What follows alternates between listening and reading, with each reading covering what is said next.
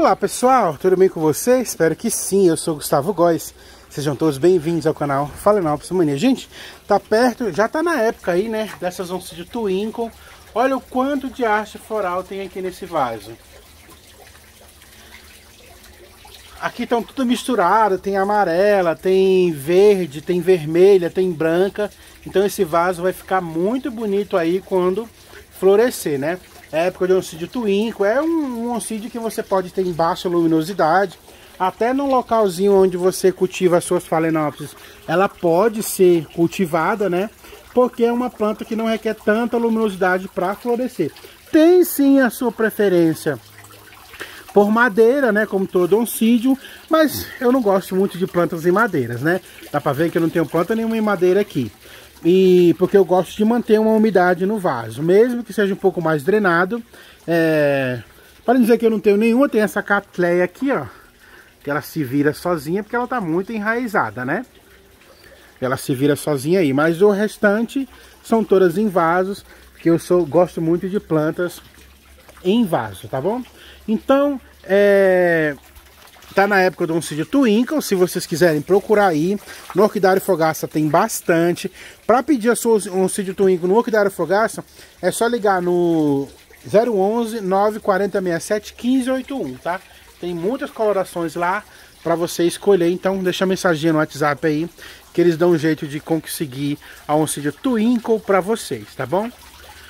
Hoje a gente vai fazer uma mudança de planta de vaso aí e conversar um pouquinho sobre Sphagnum. Gente, o que vocês acham do Sphagnum? Vocês acham o Sphagnum um vilão? Vocês acham que o Sphagnum pode trazer problemas aí para suas plantas? Na minha opinião, depende, tá? Porque o Sphagnum precisa ser usado com parcimônia. As plantas, elas precisam de Sphagnum, tá? Mas você tem que saber usar na dosagem certa.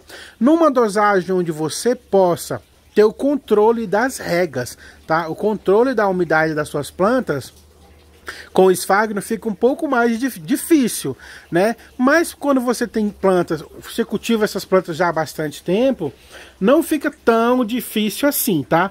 E depende também do substrato que você vai usar e depende também do vaso que você está usando para cultivar a sua orquídea.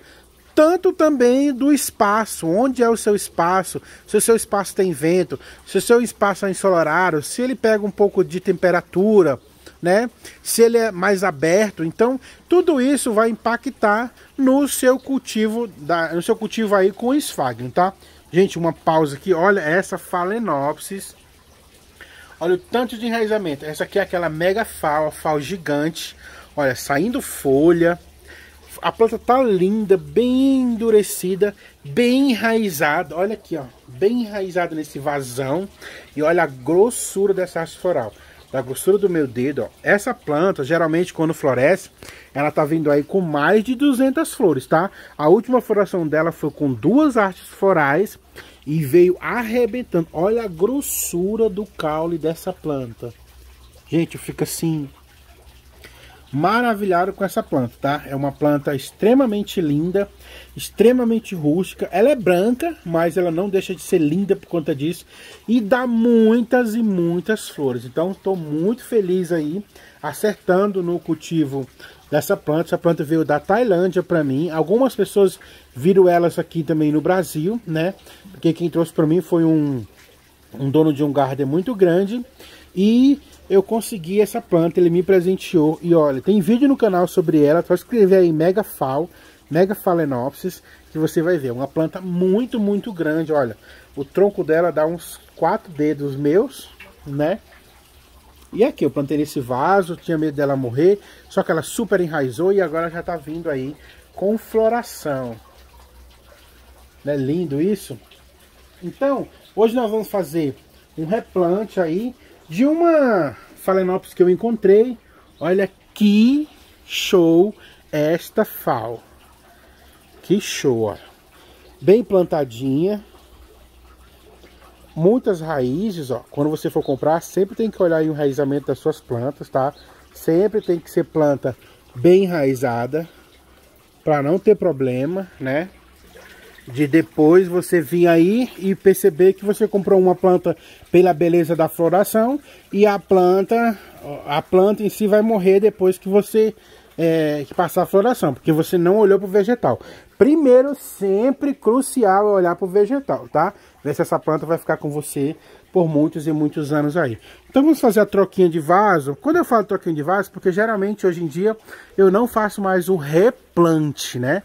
É um replante porque eu tô plantando ela pro local, mas eu não retiro aí todo o substrato. Vocês que me conhecem sabem que eu sou contra essa retirada brusca de substrato, essa mexida na raiz, deixar a raiz completamente nua para que a planta comece a se desenvolver do zero. Eu sou contra, tá?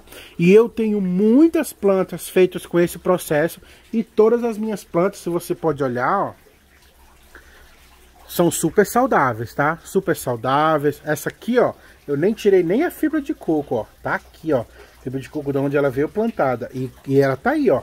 Super enraizada, florescendo e super linda. Então, essa é uma prova de que você não precisa fazer aquela loucura de retirar tudo. Eu respeito todo mundo que retira, tá? Mas eu não faço isso e eu tenho muito sucesso com as minhas plantas, tá? Mas cada cultivo é um cultivo diferenciado aí. Eu vou colocar essa planta nesse vaso de barro, porque todo mundo sabe que eu só gosto de vaso de barro, né? E fica muito mais bonito, né? E eu também tenho tudo padronizado, ó. Tudo é feito em barro aqui na minha casa. Então, fica muito mais bonito quando você tem um orquidário que é padronizado, tá? A padronização é tudo. Ajuda em tudo, tá? Ajuda no cultivo, ajuda nas regas. E a gente vai tendo aí uma beleza, né? Uma arrumação, uma organização. Então, aqui para esse replante, já mostrei para vocês o vasinho, onde ela vai ficar. Então a gente vai retirando aqui, ó, essas presilhas que seguram uma haste floral, para que a gente possa manipular essa planta sem sentir que ela esteja presa, tá? Ó, eu dou uma apertada de leve, somente para soltar a planta daqui, ó. E aqui eu começo a analisar o que realmente eu vou retirar. Essa planta, ela acabou de vir da Tailândia, ó. Então ela está com o plastiquinho da Tailândia ainda, tá vendo? Da onde ela foi começada a ser cultivada. Ó. Aqui eu olho, não tem esponja, porque lá eles não usam esponja. E aqui eu retiro só um pouco dessa casca de pinos, que é o que eu não gosto, ó. E pronto, ó. Não vou mexer mais, porque se eu mexer aqui, eu abalo a planta. Eu abalo a planta, eu abalo a floração. E não é isso que eu quero, tá? Aí vocês podem falar, mas esse miolo aqui, ele pode apodrecer. Gente, ele não vai apodrecer, porque ele está plantado num vaso de barro. Está em contato com argila expandida, que suga também essa umidade. E outra coisa, eu rego bem menos essas plantas, tá? Essas plantas são regadas uma vez por semana aí, ou sempre quando o substrato secar. Eu sempre tenho cuidado de olhar se o meu substrato está seco, tá bom? Então eu não mexo mais aqui. Agora eu venho com o processo do vaso, tá? Aqui eu vou colocar argila expandida. Vou pegar ela aqui, que dessa vez eu não me programei. E a argila expandida está lá.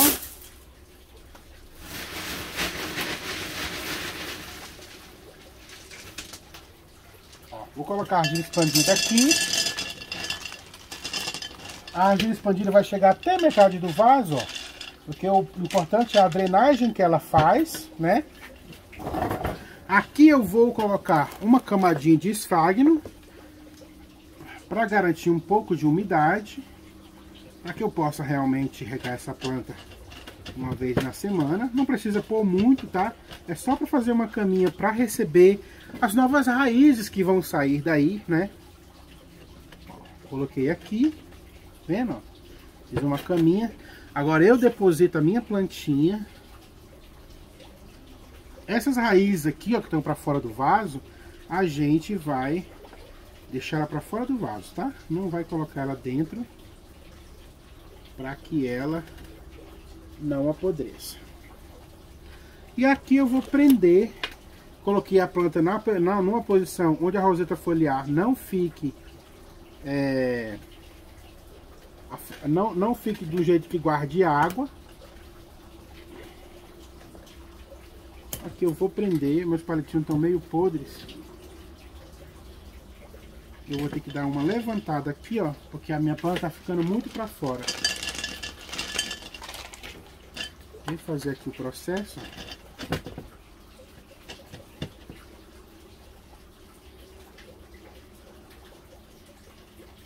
Muito para fora não, minha plantinha tava ficando muito virada para dentro, né?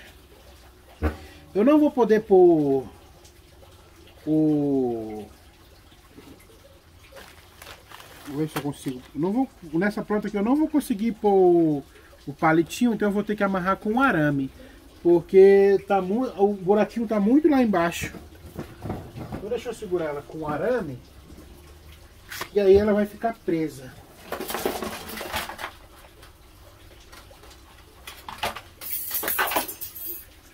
E aqui um pedacinho de arame, ó.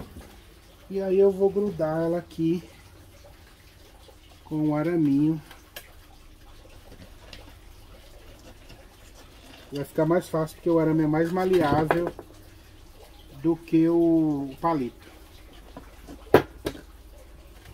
Eu preciso deixar essa planta presa, porque essas plantas só enraizam se elas se sentirem que estão seguras, tá?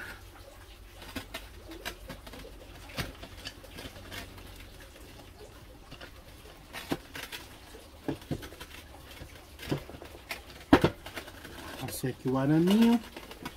Vou dar um jeito de segurar a planta. É mais difícil com arame, tá, gente?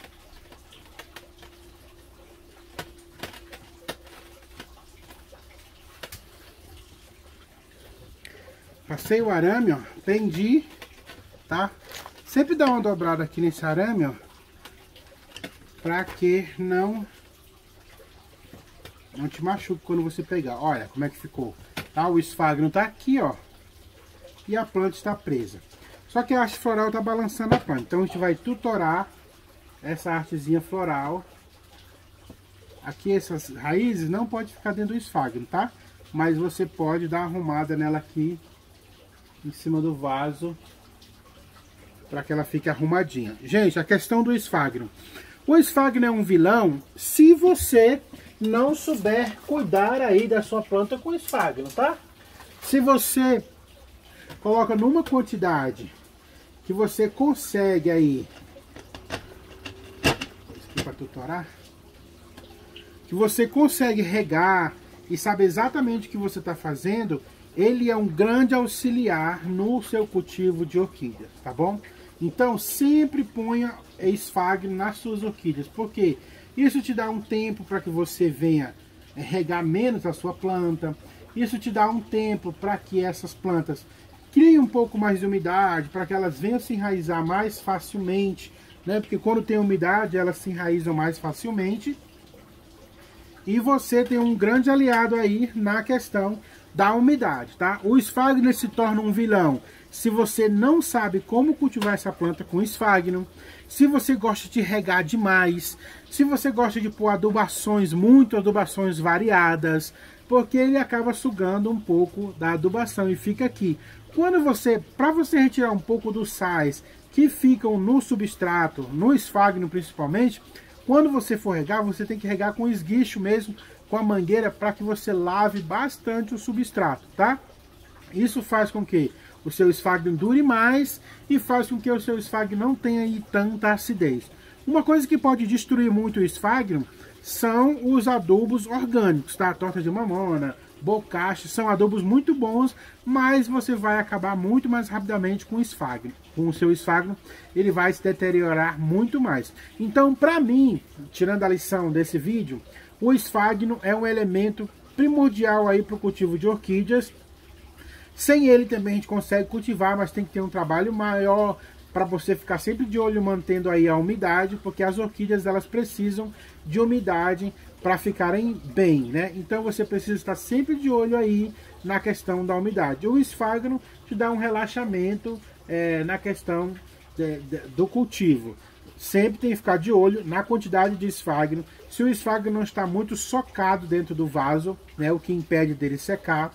Se não tem muito esfagno e se você não é uma pessoa que consegue lidar aí com a rega, que tem a mão muito pesada aí na questão de regar, porque se você tiver, consequentemente, o esfagno não vai poder te ajudar, porque o esfagno vai reter muita umidade e isso vai trazer aí problemas para as raízes, consequentemente para as folhas da planta e consequentemente matando a sua plantinha aí, tá?